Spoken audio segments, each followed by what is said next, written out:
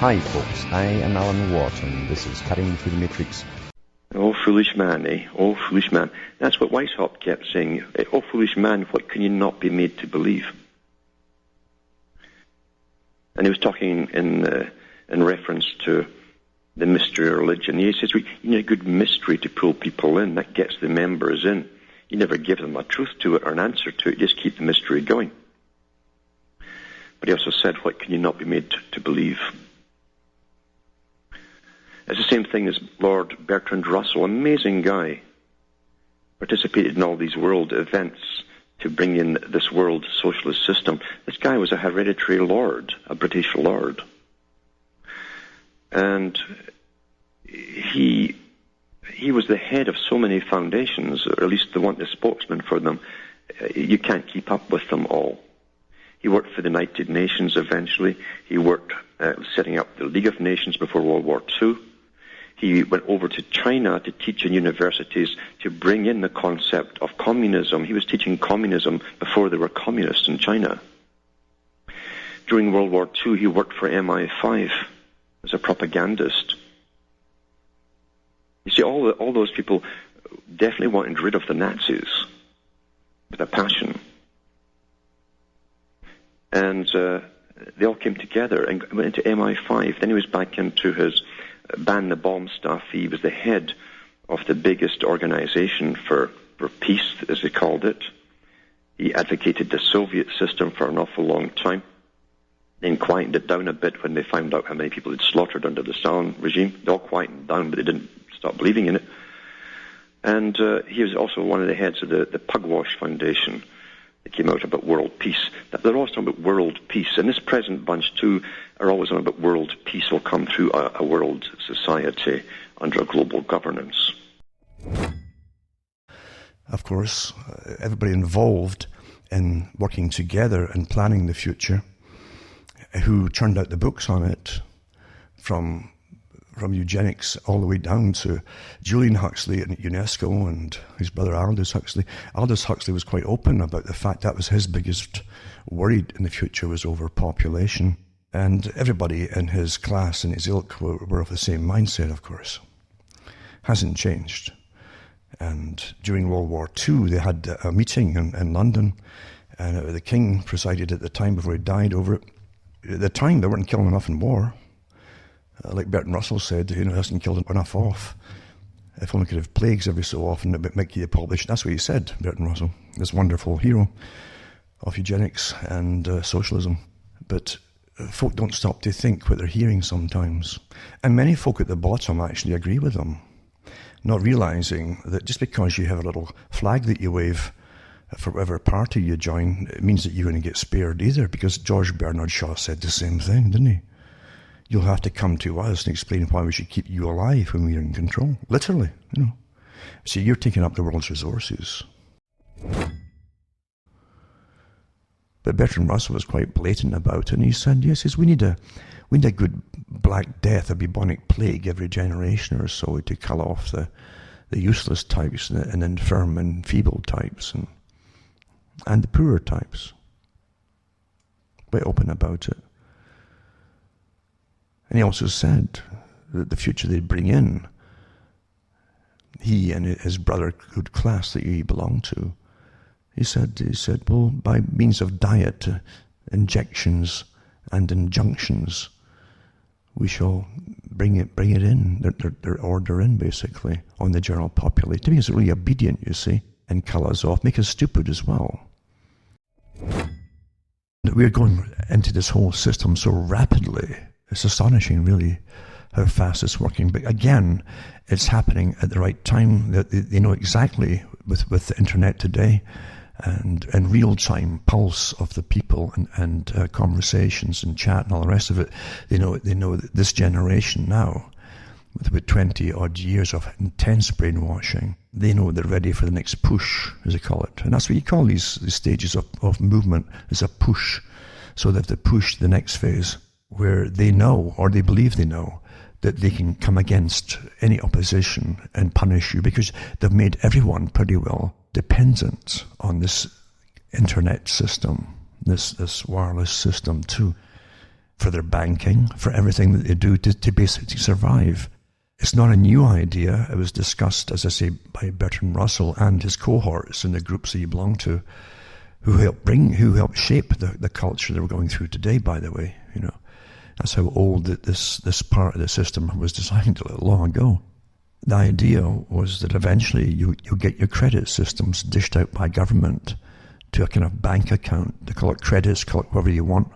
It makes no difference. Or dollars, doesn't make any difference as long as it's put in there every month by the state. And you might not even have to work, because that's what they're going today with a universal basic income. They know with robotization and all the work being given to China, all the physical work, there's not going to be enough jobs. There's not enough at the moment for people to work in the West. So there'll be a universal basic income eventually, and it goes into your bank account every month. It'll be enough to pay your rent or whatever you need, basic food and so on. If you're bad, you'll be punished by the government withhold it. You'll have to eventually repent and go through a penance, etc. You'll be judged electronically. It's already happening because of things you might say or even think. Like the policeman said to that journalist, we're concerned about the way you're thinking. This is where it's all going, folks. Punishment by even strata of technicians that are not elected into power by any of you, and by the electronic systems that they all work for, and they seem to be the new censor police, aren't they? They just know what's right, you see, because their bosses tell them what's right. And as long as they can swagger around and feel important, they'll do what their bosses say. That means punishing all of you. And that's a sad commentary about human beings, but it's very, very true. But we are going into an awful tyranny where you're told that up is down, left is right, etc. As Bertrand Russell said, given the children, I can train them to believe that snow is black. In other words, they can make you believe anything, and you better say it. You better say it, like Winston in 1984, or in George Orwell's book. O'Brien's torturing him, and he says, "If I say I can fly, Winston," he says, "you'll believe it. You'll believe it. It isn't enough that you just say it, but you'll believe it." He says, And this is where we're going. This is an old agenda, folks. Well, that's how they talk about the people, how they manage the public. It's awful for them to have a long period of not too much happening, you see. So you get financial crashes, you're always living in fear. You can't win in this system if you're ordinary people. You really can't. It's not meant that you win anything, actually. Maybe a scratch and win, but you lose it again next time you buy the tickets. It's all a setup and a big con. Because if you won, you'd all be happy. Happiness is the last thing they want the public to have. You're supposed to always listen to experts, you see. And the experts always terrify you of all the awful things that could happen when you're alive. And most folk now can't even think without experts. Like Bertrand Russell says, we're training the public to be basically inadequate without the advice of experts on the basic things. And he meant like changing diapers on babies. Now you need lessons on how to do it. People can't think for themselves. But it's interesting too that because of that they knew they'd create different kinds of designed humans. Go into the impact of science on society, but Bertrand Russell tie that in with it too. And you'll see what he talks about. It's all connected. Russell said on page 50, I've read this before too. And it's good to repeat things to people because they forget so fast. He even mentions how repetition is so essential to condition you. Well, see, repetition on yourself is essential for you to free yourself as well. He said anyway, he says, Fichte, their philosopher, laid it down that education should aim at destroying free will. Right? This is the guy who worked with the Macy Group. It was designed to set up as a massive international think tank to create a post-World War II culture, which would be totally under control. including free sex and all the rest of it, then coming with abortion to deal with the fallout of the free sex, etc., and the destruction of the family unit, yada, all that stuff. They worked with it. They worked with all what's called the radical groups, the socialist groups. They worked with the groups, the Frankfurt School, for instance. And the Macy Group were also given the authority to do so, to create a new culture by Eisenhower, it was, when he became president of the US. So they weren't just doing a thing all on their own. This is still to the same today. The big groups that run us have authorization from the top. Some of them don't even know that, but the guys who rule them and run them, they do know this. It's been planned that way. So faithfully laid down, education should aim at destroying free will. See, you do free will by destroying the individual. So that after pupils have left school, they shall be incapable throughout their lives, the rest of their lives, of thinking or acting otherwise than as their schoolmasters would have wished. But in his day, this was an unattainable ideal. What he regarded as the best system in existence produced Karl Marx. In the future, such failures are not likely to occur where there is dictatorship. And that's the famous part too that I've mentioned many times and many folk have caught on to. Diet, he says, the food that you're given, right, is available for you. Injections, and yes, he went on to say that, and injunctions, laws and so on, will combine from a very early age to produce the sort of character and the sort of beliefs that the authorities consider desirable. And any serious criticism of the powers will become psychologically impossible. Think of you talk about your social credit system, and you're already seeing it to your naughty, no money for you this week, you see? Things like that. That's how it's done. Any serious criticism of the powers will become psychologically impossible. Even if all are miserable, all will believe themselves happy, because the government will tell them that they are so. A totalitarian government with a scientific bent might do things that to us would seem horrifying, he says. Again, getting back to Nietzsche, think about Nietzsche, nothing would become impossible, you see. If there's no God, then all the rules that you had, morality rules and so on, moral rules, are out the window. That made a lot of people excited of what they could do then, right? So he goes on about the Nazis. He says they were more scientific than the present rulers of Russia when he wrote the book, and were more inclined towards the sort of atrocities that I have in mind, he says. They were said, I don't know with what truth, to use prisoners in concentration camps as material for all kinds of experiments, some involving death after much pain. If they had survived, they would probably have soon take to scientific breeding. So the whole point of it is getting at in socialism, they'll eventually take you to scientific breeding. Any nation which adopts this practice will within a generation secure great military advantages. The system, one may surmise, will be something like this, except possibly in the governing aristocracy. All but 5% of males and 30% of females will be sterilized. This is a guy who's exposing it under the guise of this, but he's actually advocating it. Because he worked with the groups that gave us the present system, that gave you a lot of these things that are already happening.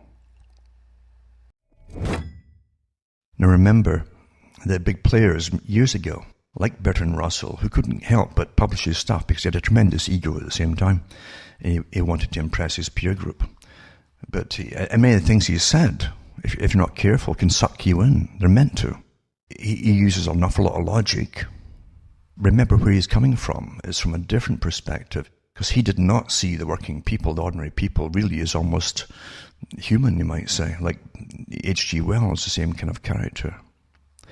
A tremendous snob. And he did believe in eugenical breeding, as they all did. They believed themselves that they were products of very specialized selective breeding and choices. The ones at the bottom, Bertrand Russell called the useless eaters. And if you're not essential, you're getting the point, essential, then you're classed as a useless eater. As a starting to, a little bell's gone off maybe once in a while. Useless eaters. It's all connected. This isn't happenstance. It's not coincidence. It's all connected, folks. Because they have given out these talks your whole life long at world meetings about useless eaters and too many of you. It's always you, not them, but it's always too many of you. You see, all their helpers think they're going to get through as well and get extra little. But again, a lot of them will be useless as well once there's nobody left to order about down below, you see. And that's where it all will end up eventually. That's some kind of something on your side to an extent. You may not get satisfaction in your lifetime, but you can be guaranteed that the ones who help it all happen, they get theirs eventually as well, because they won't need them either, you see. If you want a person to be completely naive, you bring them up to be naive. You tell them they're in the best country in the world, exactly what Bertrand Russell said in the 40s and 50s. He says, the people believe they're living in the best country in the world because our government keeps telling them so. And when you're a child, why would adults lie to you? Think about that. It's a natural thing in a mammal, a young mammal, to look at the older mammals for advice that will keep them safe. That's how mammals learn what to be wary of from the adults. And people are no different. Children really believe what they're told. If you give them a good fairy story from a book, they'll believe it. They believe it. Their mind can conjure up, as you're reading it, the images, and perfect images that would put Disney to shame. Great imaginations. But it doesn't dawn on them when the adult seems to be talking seriously to them. It never dawns on them they could be lying to them. Why would adults lie? It's not the natural way, you see, in life. All young mammals look for adult ones, especially the parents, to guide them. Today, of course, you've got broken societies and broken marriages and broken everything else. And again, like Bertrand Russell said they would do, because he was all part of that institution for world government by professionals, he said that we, the International Socialist Organization, and you're talking about a British lord here. Many of the lords were on board with this, of course, still are today. Actually more today, because they all come from the same particular groups to be made lords. And Russell said that we used to think we'd have to remove all the children from their parents and have the state bring them up in creches and private homes and things like that, big mass organizations. This is what they use for the kibbutz in Israel. That's where that came from too. Children of the Dream, you have to read that one if you want to understand what that was about. Totally, it was way beyond even Marxist, the first ones that set up. Where the children were removed from their parents, they were not even to be told who their parents were. And so different adults would look after all the children, they'll take turns at it, and the children were not to know who their parents were. That was the intention of it. Eventually, nature reasserted itself, and about the 70s, mothers started to demand that they take quick care of their own children. So that was a natural reassertion coming in again. But that system was brought across the whole world, you understand, and Bertrand Russell and the different groups that he worked with to create, especially just before World War II and then during and after World War II, he worked with all the top organizations you've heard the names of, and I've talked about the different ones. They were given the authority to create a new global culture for society. Now, who lead the young down through the years? You remember Bertrand Russell, and a book about him, in fact, written for him, has photographs of him at they called it the Committee of 100. These were the real vanguards of the peace leagues, the anti-bomb leagues. He ran these groups. Now, Lord Bertrand Russell also was a eugenicist who believed and worked for these boys at the top. So his job was to go out in the world and get everyone behind him to create a fake anti-war movement that really would believe in it. All the followers really believed in it. so that the public who watch these demonstrations on their TV would live in horror that we're going to get nuked at any minute, keeping in constant fear. That was the idea of the Cold War, apart from making high-tech advances with unlimited tax money from the people to make more chains for the future. And we're seeing it all come out now with security, etc., watching everything that we do. So they always give you the opposition, but they also used university leaders, professors. You have to understand this. You're not living in the system you've been trained to see. Bertrand Russell said that we, meaning his clique that he belonged to, a very high clique, in fact, he said we used to believe that all we had to do was to point out to the public what was right and wrong and what they should and shouldn't do, and suggested them the better paths to follow. And he said how wrong we were. What we really needed to do was use what really worked: a brass band, flags, and parades and things. That's what the public will follow. It's an emotional thing. There's never been a time in history where so much of our own money, of course, through grants, gets used to pay for studies and programs to control our behavior on behalf of the ones who own the system, basically. And it works awfully well, incredibly well, and the amount of financing the different teams in psychology and behaviorism get is staggering, folks. We have our nudge experts have given talks on them. They're international, and they prod you to behave on the internet and so on, or they'll cut you off. And they're active and at it. They're going to teach you, whether you like it or not, to self-police. Don't do this, don't do that, don't say this, don't say that.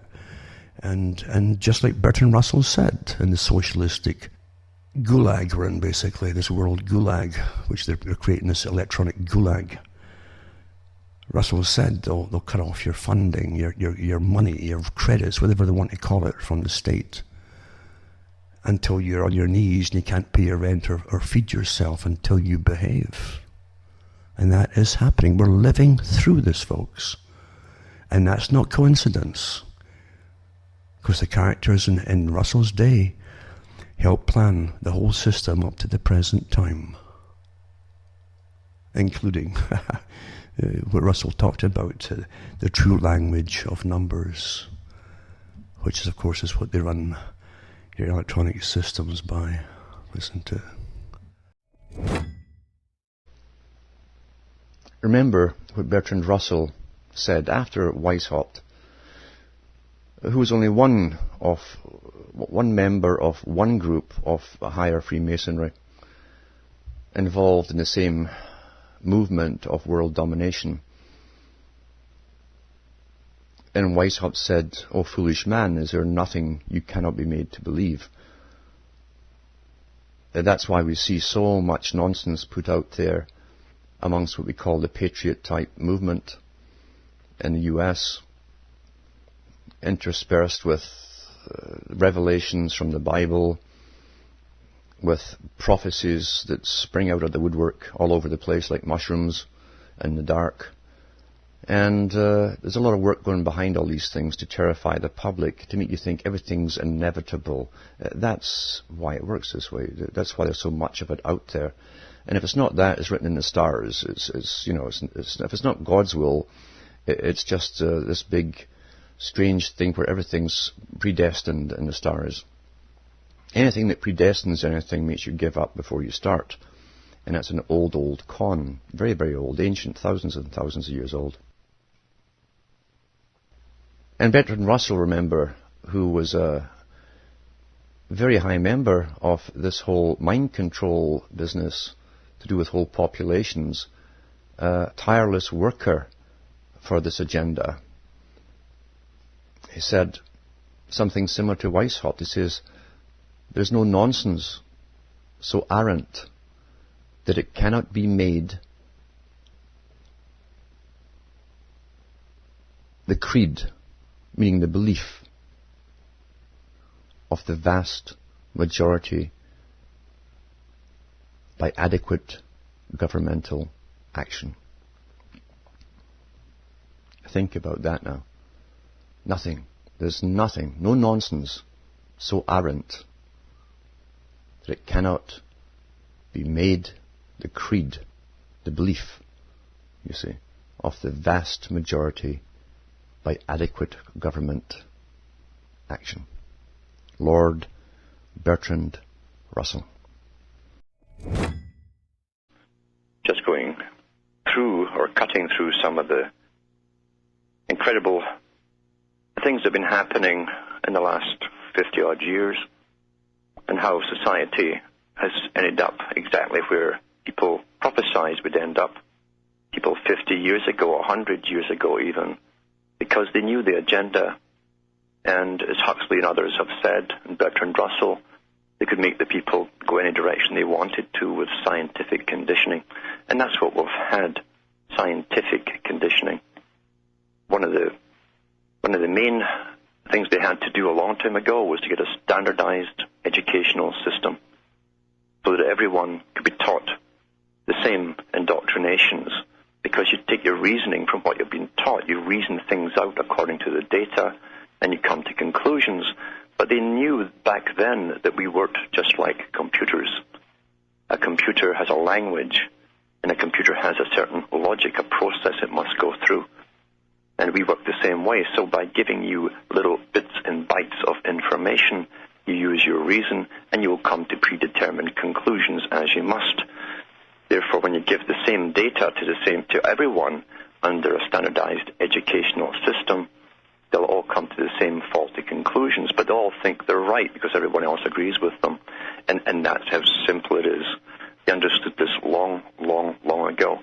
Now, tests were even done in certain very quiet schools 100 years ago in parts of Europe, including England, by scientists, and they found they could rear children in an environment, a closed environment, and teach them whatever they wanted, and the people would believe it. The children would grow up believing it.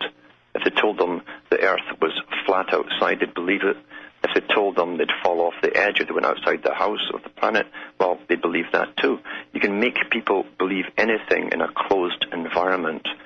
The next part is to get the whole world into this closed environment, and you do it simply by giving them all the same type of education from kindergarten onwards.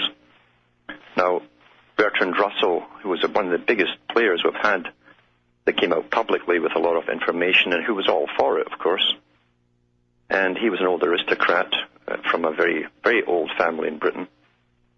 He was groomed for the diplomatic service, but he ended up being a type of philosopher and mathematician. He thought that through mathematics they could literally rule the mind. It's interesting, we're going all the way to the brain chip, which works on the binary code, and you think this is all just coincidence. Well, Russell didn't dream it up himself. He worked for the Tavistock Institute, amongst other big institutions that had lots of data on humanity. We're the most studied species on the whole planet. I hope you're still all ticking along okay and surviving the massive changes that are underway, because it's in the air, you feel it. I always go by the observations of authors down through time, basically, and some of them, like H.G. Wells, that worked for the big system, of course. He did say that when World War II was coming along, he said it was in the air, you could feel it, everybody could feel it, and you get these senses of change. It's almost like you suspect there's whispering going on somewhere, or you might you don't hear it, but you suspect it's around you somewhere. It's almost like that kind of feeling you get when the big changes are happening, because we move through life now in planned stages. And these stages are really, really incredibly well planned. Getting back to the old revolutionary ideas of Albert Pike, and he said they never start a premature revolution. You got to prepare the groundwork. You got to get everything in planned out. You get all the different contacts, the people involved, and support of all kinds, all done beforehand, before you'd even start the first move. And it's quite something when you go into the characters down through time. They're all connected, because Pike supposedly trained Mazzini for the World Revolutionary Party, and Mazzini was a good friend of the mother of Bertrand Russell. That's something, eh? She had a lot of these people as visitors to her home often. It's just astonishing how they all, it's like a small world in some ways, isn't it? With perpetual forms of revolution. It isn't coincidence that people long before that one in Britain was pushing the agenda and talking about it in lifelong training, where it would eventually become impossible. But not long after him, you have Bertrand Russell saying the same thing on conditioning. And Bertrand Russell was meeting with the international groups as well that were formed during World War II. Some of them, or at least they came out in the open then, and they all worked together to create a new culture for the West. And they were given authority by prime ministers and by presidents to do so. Your present culture didn't arrive by itself. The sexual revolution didn't happen by itself. It was made to happen by the same people who first gave you the technological revolutions long ago, mechanical, and then the present high-tech revolutions, and they give you the stars to follow as well. They'll give you the front people you're supposed to worship, like John Brockman said they do. His job was to elevate scientists and industrialists and financiers into star status, because at that stage they would train society to worship those who had such power and money. A basic human response to power and money. They understood this, you see. And Bertrand Russell also said in the 40s that he said with the proper conditioning, perfect conditioning, and raising the children, he says, into adulthood. He was talking about the different behaviorist techniques they knew about, perfectly well and studied and so on. Constant experimentation with Skinner and all the rest of them, what they could do, and Pavlov, etc. And they all shared these experiments, this information. Isn't that odd, too, through the whole Cold War, that the behaviorists and scientists never ever lapsed in their exchange of data with each other on how to control everybody? Don't you think that's a bit odd, huh?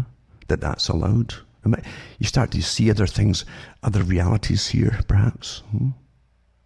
But Russell said that eventually, with the proper conditioning from childhood, he said that it's impossible for sheep to complain about the price of mutton as for the people to literally complain about their servitude and their domination, basically. And they couldn't revolt against it any more than the sheep could. But the terminology is awfully important. He says it's unthinkable, he said. It's unthinkable as sheep complaining about the price of mutton. You'd be so conditioned through Pavlovian techniques and guilt reflexes and all the rest of it. Just kick in, you see. That's what he meant by it. Total conditioning. The ability to cross that line and to click and see things and your own state of affairs would be impossible. They've made everyone pretty well dependent on this internet system, this wireless system too, for their banking, for everything that they do to basically survive. It's not a new idea. It was discussed, as I say, by Bertrand Russell and his cohorts in the groups that he belonged to, who helped shape the culture that we're going through today, by the way. That's how old this part of the system was designed long ago. The idea was that eventually you'll get your credit systems dished out by government to a kind of bank account. They call it credits, call it whatever you want. It makes no difference. Or dollars, doesn't make any difference, as long as it's put in there every month by the state. And you might not even have to work, because that's what they're going today with a universal basic income. They know with robotization and all the work being given to China, all the physical work, there's not going to be enough jobs. There's not enough at the moment for people to work in the West. So there'll be a universal basic income eventually, and it goes into your bank account every month. It'll be enough to pay your rent or whatever you need, basic food and so on. If you're bad, you'll be punished by the government will withhold it. You'll have to eventually repent and go through a penance, etc. You'll be judged electronically. It's already happening because of things you might say or even think. Eh? Like the policeman said to that journalist, we're concerned about the way you're thinking. This is where it's all going, folks. Punishment by even strata of technicians that are not elected into power by any of you, and by the electronic systems that they all work for. And they seem to be the new censor police, aren't they? They just know what's right, you see, because their bosses tell them what's right.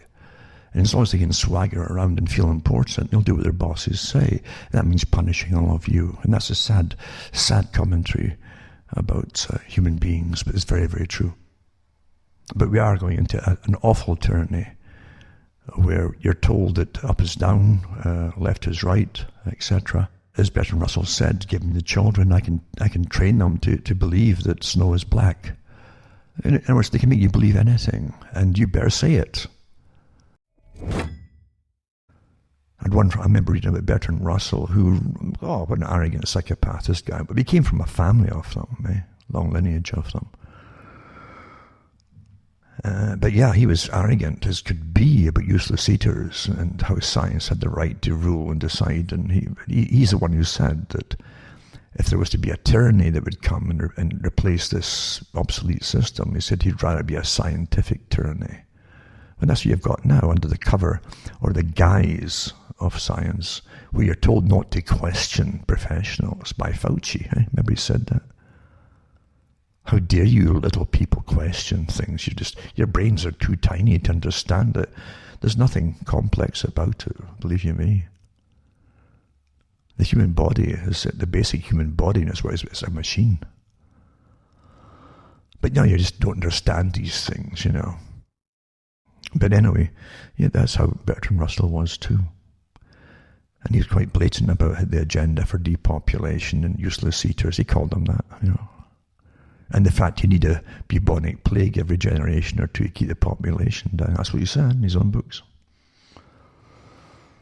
And how you'd always grab the children and train them. The state would train them for the new moralities and the new values of the state. That's what he said in his writings. He worked with experimental schools early on too, and was given permission. No other schools could do the kind of things, but create new moralities, sexual and otherwise. In the 1920s, as an example, he was given permission to do experiments like that, to see what they could do to alter the behavior of children who would then become adults, you see. But what I'm pointing out is there more to it or not? Because there's a psychopath who really loves life, who's riding high on the backs of everybody else. They certainly do love life. They don't want to get off this planet here. And then you have other ideas to do with religion and demonology. I like to compare all these different things, regardless of what you want to believe or think about it. You should always look at all the different avenues that bring you to the same questions. As they're still doing the same today, aren't they? As they've been doing for thousands of years, by using us all for their own particular agendas, including, Julian Huxley and transhumanism. He came out with the term in his own writings at the time, and it's been copied ever since, merging themselves into, through all the sci-fi movies you've seen, merging themselves into the computer system, the internet system, like the Lawnmower Man, and even transferring their whole intellects, their whole awareness, their being, with engrams in their brains into computers. It's all the same agenda, isn't it, by the same kinds of people. And you have to ask yourself what really does drive them, because they don't see themselves. I don't think they ever have seen themselves as a part of general society, like Bertrand Russell and his ilk. And he said that eventually the elite will be pretty well a separate species from the rest of the population. And here we are. So take your pick what you want to think about it, but don't rule out anything at all. I used to really wonder too, when MI5 is an example, and I know that the OSS, they're during World War II, up into World War II as well. You already had the Secret Service, in Britain, the Special Operations Executive, SOE. But the OSS in Britain at the time, and they brought in communists from Europe. They spoke the languages of Europe and so on, and they worked with the group, the Secret Service in Britain, and what became MI5. And George Orwell was part of that. He was a member of it. Lord Bertrand Russell was a member of it. The author of Darkness at Noon was a member of it. And quite a few other people too. They were members, actually sworn members. They were inducted into the Official Secrets Act. They had to obey by the rules to an extent and so on. But sometimes they would have parties, like dinner parties amongst themselves, things like that. And they'd meet their wives and all the rest of it. And Bertrand Russell was always hitting on other people's wives. He was a real egotist. The type who would taunt people and actually get them angry and make plays for their wives at the same time. A real one-upmanship type character, a very psychopathic, deviant character. A nuisance at these dues that he would go to. But Arthur Koestler used to get ticked off, and arguments would start, and the rest of them would try to separate almost ensuing fights, as Bertrand Russell made plays for Koestler's wife very openly, things like that. In every situation you end up in, think as you're going into and towards it or into it. Think. When you start working automatically, moving automatically and not thinking, you've been conditioned by others outside of you. I'm serious. To be the way that they want you to be utterly conformist and doing what they want you to do. But the last thing they want you to do is to think deeply about things and be observant, and especially if you have the ability to communicate it to other people. That's what Bertrand Russell said. He was part of a group intertwined with other big groups that were given the right, right, by the oligarchy. They were given the right to create systems of indoctrination to keep everybody else docile and compliant. And he said that by means of diet, injections and injunctions, they can control the size of the population, the minds of the population, and so on. And he also said that the occasional wild one that we find from outside our class, he said we can give them a scholarship, bring them in, and put them to the best schools and Ivy League schools, and when they get into the big granite stone buildings, of like Oxford and Cambridge, he said it'll affect them so much to see all the paintings of all the prestigious people before them who made names for themselves and altered destiny and so on of nations. He said they feel so small and once they get the rewards coming their way, he said we'll open the doors up for them, make sure they get the rewards, and they will be ours, under the condition that they always keep their families and their backgrounds and their old friends out of the picture. They're kind of reborn into it, you see, to be cut off from the past.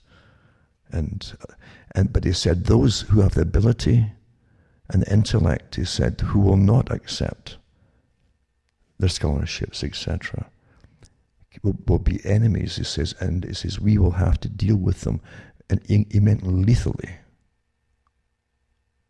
because they could down the road start by communicating knowledge, true knowledge, verifiable knowledge to the people, and see through things that have been done to the people, that the people would use them as a leader and could follow them and could topple the oligarchic system.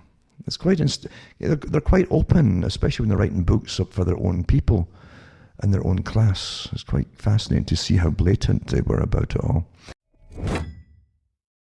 Well, Spock said towards the end of their life, he said too, with giving them no guidance and so on, letting them do what they want to do as children, he said, we've risen a generation of psychopaths. That's what he said. Well, you think they didn't know that they wouldn't necessarily be psychopaths, but they definitely have psychopathic qualities and traits. And it fitted in awfully well the hedonistic system that Russell wanted to promote too, to disable society. That was the function of it. It's hard for people to believe and accept that there are people who really work together like a military force, but without the uniforms. And they have titles and ranks and all the rest of it in universities and throughout the system, but they actually work as a force to destroy society and you and disable you. It's hard for people to accept that. It really is. And it should be too, because in a normal, very old society, say a so-called primitive, which is natural society,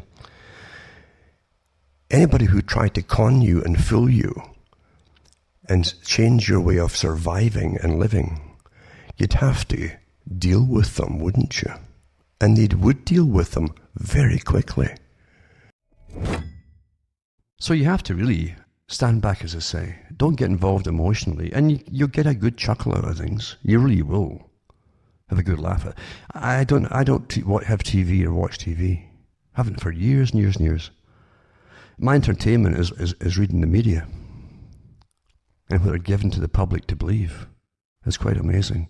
And I can't even go into some of the things that are so amazing tonight. I don't have time.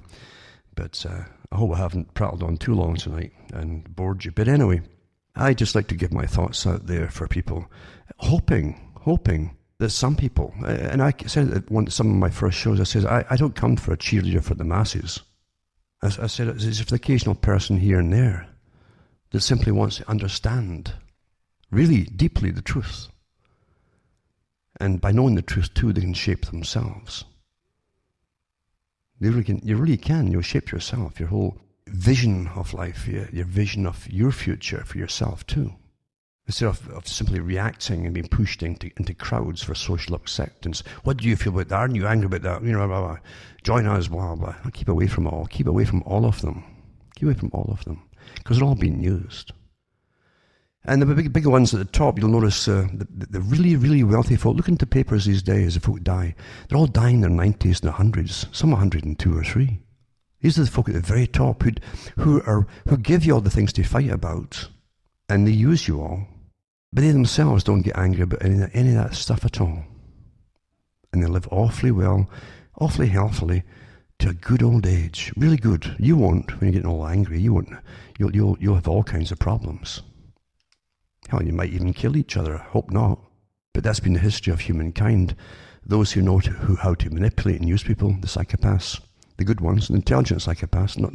There's all kinds of intellects too within the psychopathic communities. There's the low-level ones and there's the high-level ones. And they live awfully well, awfully well. And they breed amongst themselves, and they breed within their own money groups. So they keep money within themselves, and they also produce more psychopaths.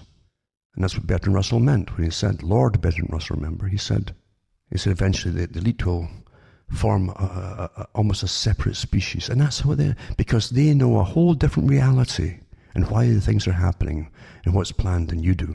You only see at the bottom what they want you to see. That's the true history of it. But anyway, I hope you're all hanging in there, literally hanging in, well, or at least hanging on, at least, and you're able to learn. And hopefully there's enough young people who can catch on to the cons that are out there, and the lies that are out there, and all the movements that are put out them to fall into or fall out of or be run over by, and try and keep well away from them all. Think for yourself. That's the most important thing you can do, is think for yourself. If you don't think for yourself, somebody else is doing your thinking for you. From myself, Alan Watt, it's good night to me, your God or your gods go with you.